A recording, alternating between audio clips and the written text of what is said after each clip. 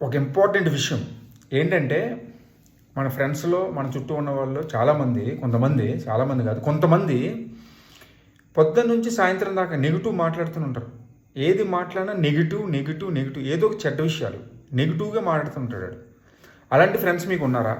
లేకపోతే మీరు కూడా అలా నెగిటివ్ మాట్లాడుతున్నారా? నెగిటివ్ అంటే సచిన్ టెండూల్కర్ దగ్గర నుంచి, చిరంజీవి గారి దగ్గర నుంచి, రామ్ చరణ్ దగ్గర నుంచి, బన్నీ దగ్గర నుంచి, అల్లు అర్జున్ దగ్గర నుంచి ఎవడ పడితే వాడి గురించో, అంటే ఎవరి గురించి అయినా సరే, లేదా ఆ పక్కింటుడు ఏం చేస్తున్నాడు, వీడేం చేస్తున్నాడు, వాడేం చేస్తున్నాడు, ఆ అమ్మాయి అరణ్య ఏం చేస్తుంది, ఇట్లా రకరకాల మైండ్ సెట్తో ఉంటారు. ఎప్పుడైనా గుర్తుపెట్టుకుని చాలా ఇంపార్టెంట్ విషయం, ఇలాంటి వాళ్ళు చాలా డేంజరు. మన చుట్టూ మన ఫ్రెండ్స్లోనే ఎక్కువ ఉంటారు. ఇప్పుడు ఇలా నెగిటివ్ మాట్లాడే వ్యక్తిని మన దగ్గర రానికపోవడం మంచిది, మనం వాడి దగ్గరికి వెళ్ళకపోవడం మంచిది. ఎందుకంటే వాడు నెగిటివ్ మాట్లాడి మన మైండ్ కూడా నెగిటివ్ చేసేస్తాడు.